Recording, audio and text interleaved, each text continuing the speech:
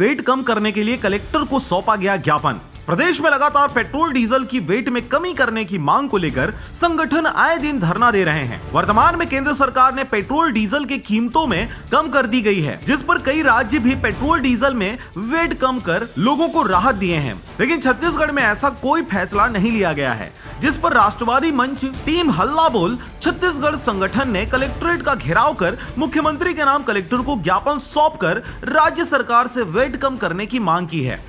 साथ ही मांग पूरे नहीं होने पर उग्र आंदोलन की चेतावनी भी दी गई है। आगे हमारी रणनीति ये है कि अगर इस ज्ञापन के माध्यम से भूपेश बघेल होश में नहीं आएंगे और भूपेश बघेल के द्वारा राज्य के द्वारा जो वेट लगाया जाता है उसको कम नहीं किया जाएगा, तो टीम हल्ला बोल मैदान में आकर लोगों के बीच जाकर पोस्ट कार्ड अभियान के माध्यम से लोगों को जागरूक करने का काम करेगा कि केंद्र सरकार ने तो अपना वेट कम कर दिया है, लेकिन राज्य सरकार जानबूझकर इस काम को नहीं कर रही है और जनता को भ्रमित करने का काम कर रही है। तो जनता को जागरूक करने का काम राष्ट्रवादी मंच टीम हल्ला बोल लगातार करते हैं। नाम क्या है? सुनीता मानिकपुरी, प्रदेश सचिव। हम आज कलेक्टर के माध्यम से मुख्यमंत्री भूपेश बघेल जी को एक ज्ञापन सौंप रहे हैं।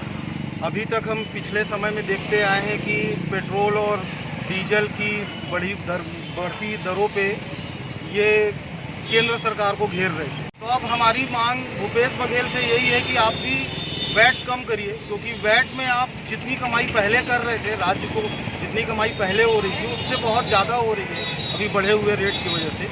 तो भूपेश बघेल को एक आईना दिखाने का काम है आज कि केंद्र सरकार तो एक स्टेप आगे आई। इसके लिए आज राष्ट्रवादी मंच टीम हल्ला बोल छत्तीसगढ़ मैदान में है और ये मुद्दा हम अभी लगातार सोशल मीडिया के माध्यम से उठाते रहेंगे। तो आज एक ज्ञापन देने का काम था, हम आज ज्ञापन दे रहे हैं। आगे क्या कदम होगा? अगर आगे हम पोस्ट कार्ड अभियान चलाएंगे, शर्म करो भूपेश बघेल, इस टाइप के हमारे साथ कई अभियान है जो इस पे लगातार चलने हैं जब तक ये वैट कम नहीं करते। नाम क्या है? प्रमोद सिंह। बिलासपुर से रविंद्र टंडन की रिपोर्ट, RJ रमझाझर।